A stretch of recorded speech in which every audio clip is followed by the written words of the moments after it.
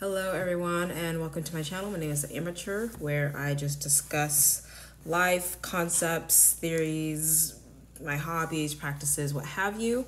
A while ago I started my series on abortion. I never really got to finish it because I wanted to get some podcasting equipment. I don't really know how to work this yet. I don't think I have the right stuff, but that's all right. I also want to pause for a second because I know in the first video I said the pro-choice argument versus the pro-life argument, and I actually want to go back and renounce those titles because those are both euphemisms that neither one of us actually mean.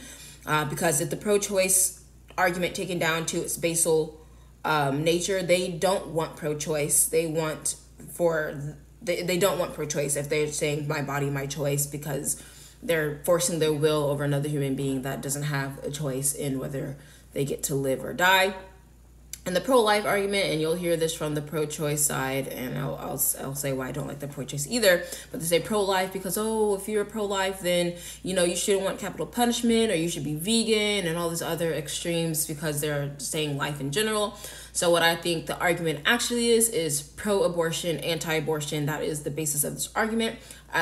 Pro-choice, when they say, well, I wouldn't do it for me, but I think others should, that means they're pro-abortion.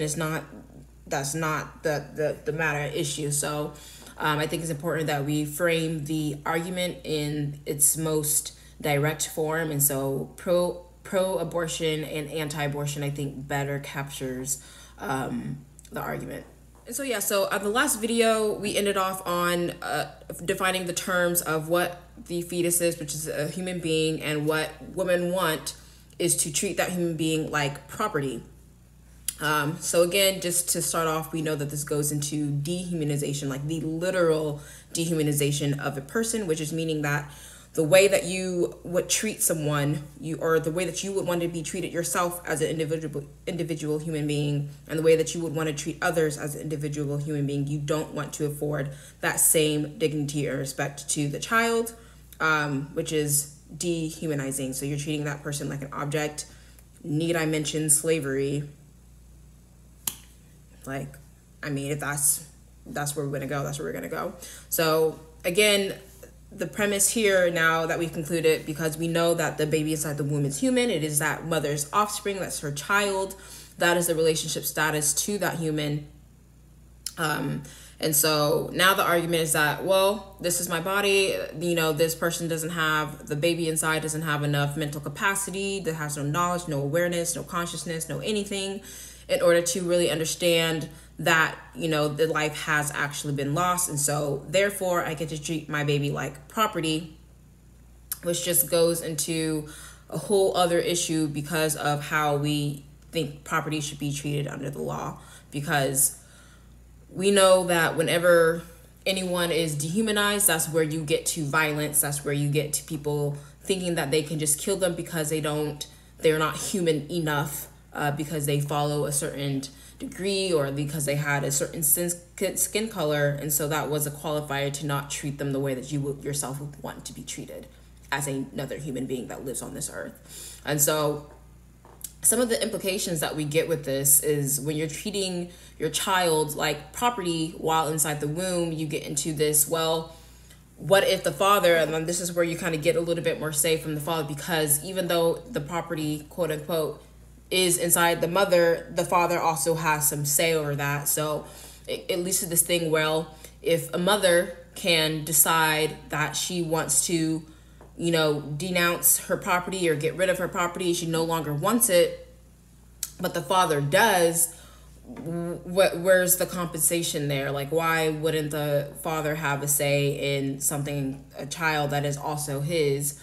Alternatively, we have a situation where right now child support is asked for of the father, because at this current time, or at least when child support was founded, the idea was you as a father don't get to just run away from supporting your child, and the issues on child support and the family system in court is a whole other series, I think. But the point of the matter, though, is that at this point, if a mother can decide to abandon her own motherly responsibilities to her child by literally killing her child, a father should not have to pay child support because he wants to financially abandon his child, if that makes any sense. So as far as fair treatment under the law, if the mother gets to abandon her responsibilities as a mother and, not afford her child the opportunity to have life, then a father should theoretically be able to do the same thing, because he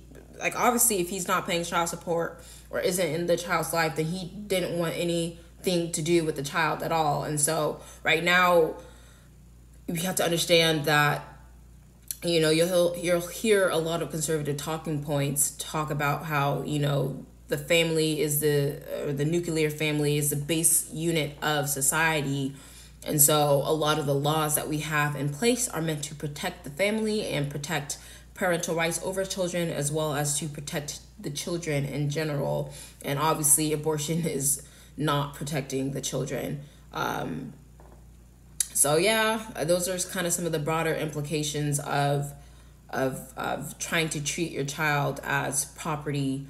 Like, I thought we were past this as a country, but I guess you'll have people under CRT saying that we're not. We got Kaepernick comparing NFL players to slavery. So clearly we've digressed and we've regressed. So yeah, I think at the basis, I think if more pro-abortion folks went out and stepped out and said, hey, I want to treat my child like property while it's in my womb. I want to see kind of how the talking points shift. Do people start getting iffy on where the language is going, or if it'll still be like, yeah, we need abortion, we need abortion, we need abortion. So yeah, so this is part 2, and part 3 will just kind of be my final closing thoughts on abortion and kind of some of the things that I've talked about in my TikToks. One TikTok that got banned, but that's besides the point. And so that'll lead right into my next series that I'll be talking about, which will be on why feminism is absolute garbage and it's literally evil incarnated. Yes, very strong words, but they're true. So stick with me. Like, comment, share, subscribe if you like the content and want to hear more. It's really appreciated. I know it's going to be a little tough to hear, but thanks for watching, and I'll see you in the next video.